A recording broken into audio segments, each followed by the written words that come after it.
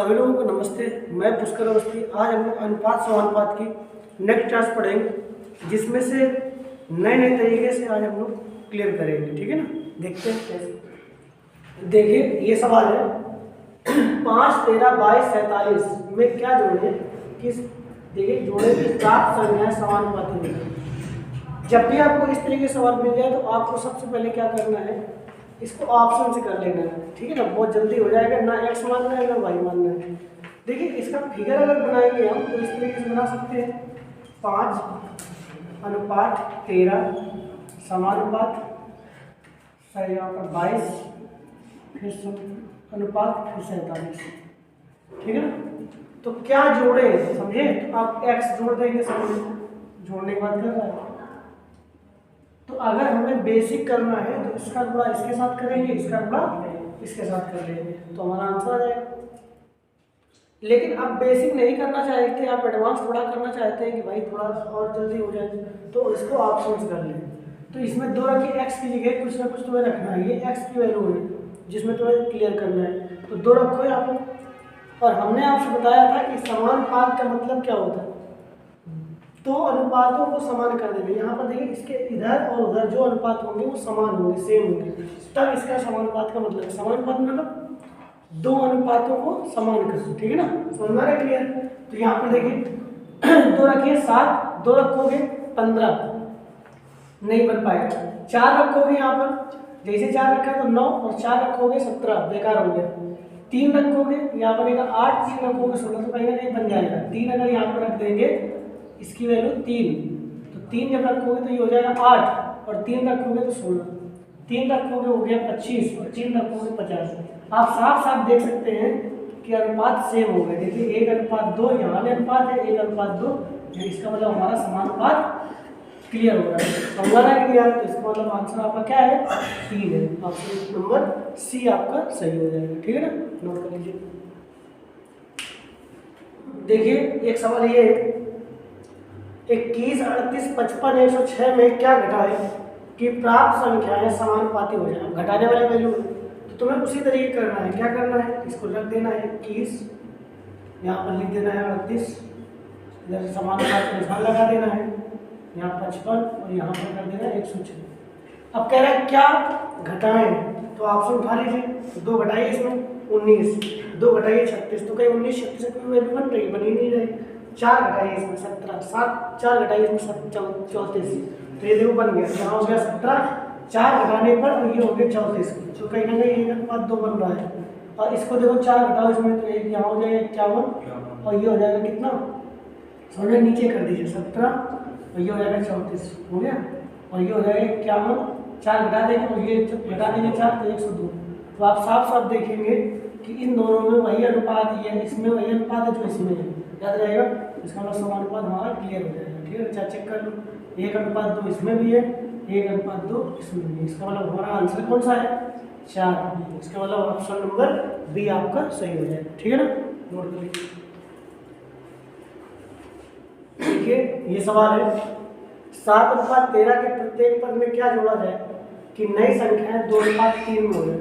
ठीक है ना, इसको किस तरीके से, कितनी अच्छी तरीके से हम कर पाएंगे, इसको देखना है और बहुत ही कम समय में इसको कर लेंगे। कैसे होगा, इसको 2 तरीके से हम कर पाएंगे। पहला तरीका बेसिक होगा, दूसरा एडवांस होगा। ठीक है ना, तो पहले बेसिक देखते हैं। तो कह रहे 7 अनुपात 13, तो 7 में यहाँ पर 7/13 कर दीजिए। ठीक है ना, प्रत्येक में क्या जोड़ा जाए, तो एक्स जोड़ दीजिए। कितना जोड़ दीजिए, एक्स। क्या हो जाएगा ये संख्या 2 अनुपात 3, मतलब 2/3। तो इसको आप हल कर लेंगे, आपका आंसर कंप्लीट हो जाएगा। पहला तरीका ये है। ठीक है, एक्स का मान निकाल लेना, आंसर आ जाएगा।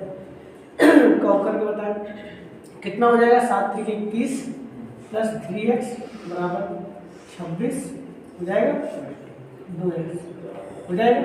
कर लेंगे, इसको उधर भेज दीजिए, इसको इधर भेज दीजिए, तो ये हो जाएगा x बराबर ओनली, और ये हो जाएगा माइनस में चला जाएगा, तो हो जाएगा ओनली 5 आ जाएगा। तो आंसर आपको 5 आ जाएगा। ठीक है, ये भी करना कोई टफ नहीं है, सिंपल है। अब देखते हैं थोड़ा सा एडवांस, जो हम अगर कर पाओगे तो बहुत अच्छी बात है। देखिए क्या होगा कि 7 अनुपात 13 लिखा है कि प्रत्येक पद में क्या जोड़े कि क्या हो जाए, 2 अनुपात 3 हो जाए। समझ में आ गया। तो सबसे पहले आप जब भी दो अनुपात तुम्हें दिख जाए, एक अनुपात ये एक अनुपात ये, तो तुम्हें ये याद रखना है कि इसके अंतर बराबर है कि नहीं बराबर। याद रहेगा, याद रहेगा। तो अगर अंतर बराबर नहीं, इसमें देखिए कितने का अंतर है, 6 का अंतर है, और यहाँ पर 1 का अंतर है, तो गड़बड़ है। तो हमें अंतर सबसे पहले आपको अंतर बराबर कर लेना। जैसे आप अंतर बराबर करोगे वैसे ही आंसर आपको दिखने लगेगा। अब अंतर कैसे बराबर होगा कि विपरीत अंतर का गुणा कर देना है। याद रहेगा, अंतर का विपरीत से गुणा कर देना है। मतलब कैसे, यहाँ पर 6 का अंतर है तो नीचे वाला 6 से गुणा कर देना है, यहाँ पर 1 का अंतर है तो ऊपर वाला 1 से गुणा कर देना। समझ आ रहा है कि नहीं आ रहा?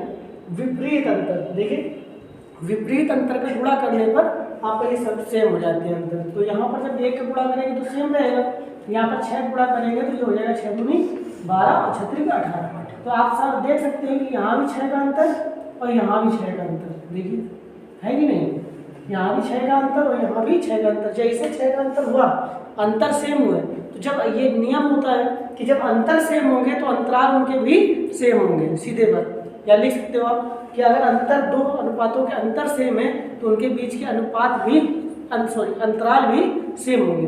मेरी बात समझे, हमने क्या बोला, जब दो अनुपातों के अंतर सेम होंगे तो उनके बीच के अंतराल जो होंगे वो भी सेम होंगे। तो कैसे होंगे, तो सीधे देखिए आपके अंतर 6 का, यहाँ भी अंतर 6 का, तो यहाँ 13 से कितना हुआ 18, 7 से कितना हुआ 12, तो 7 7 देगा कितना बढ़ा 5। यही आपका आंसर होगा। बस समझ आ रहा है कि नहीं?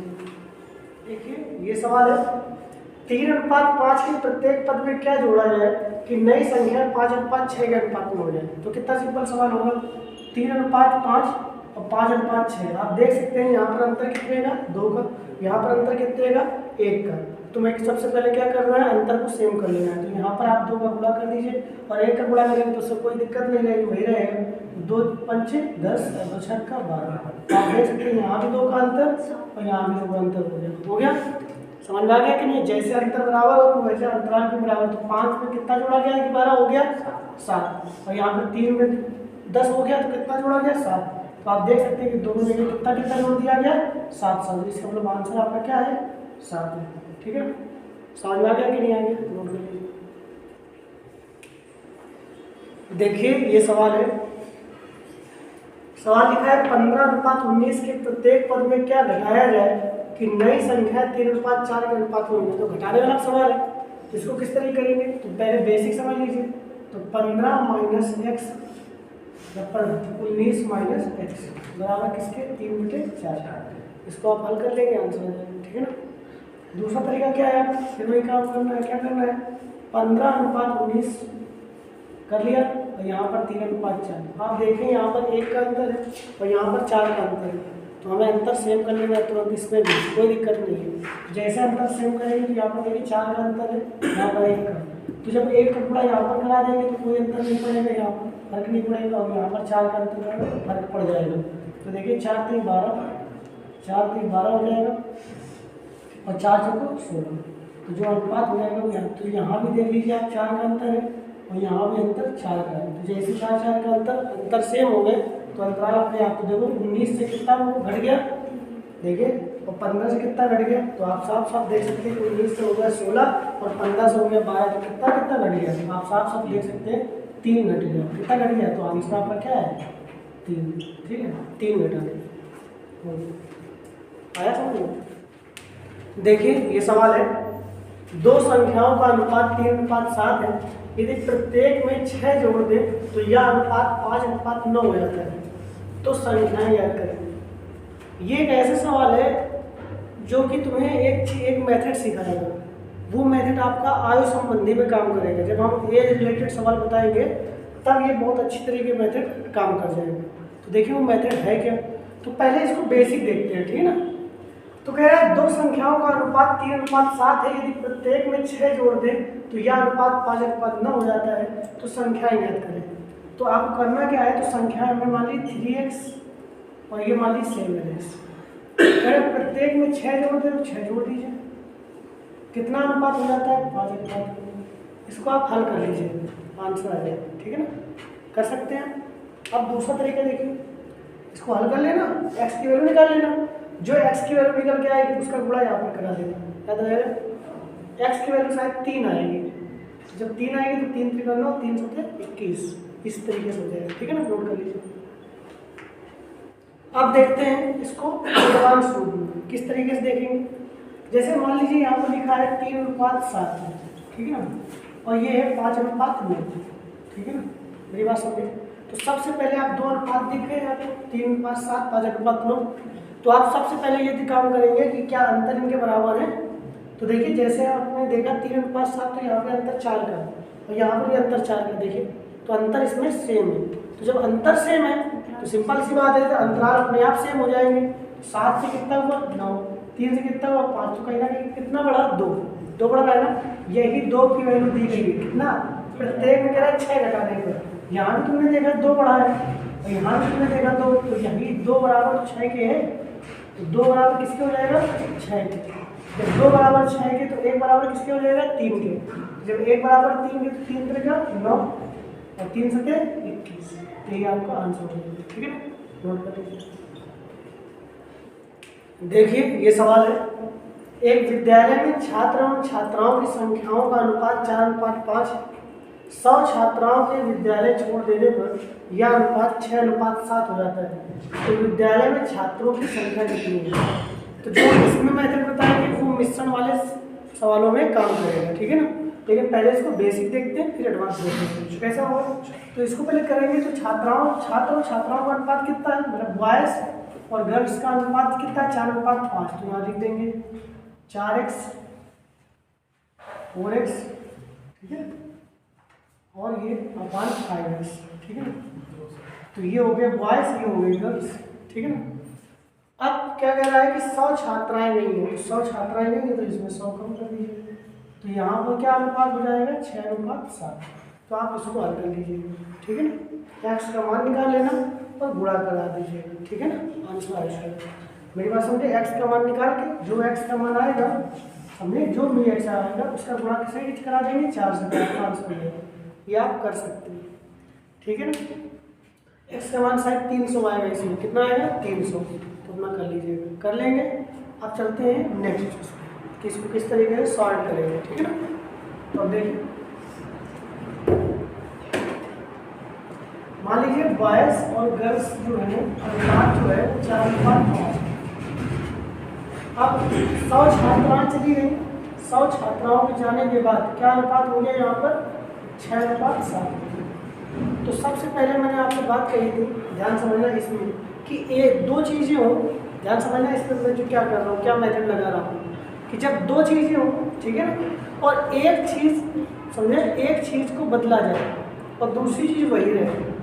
एक चीज़ बदल जाए या कम हो जाए या ज़्यादा हो जाए और दूसरी चीज़ है वो वही रहे, तो वही रहेगी, लेकिन अनुपात चेंज हो जाता है।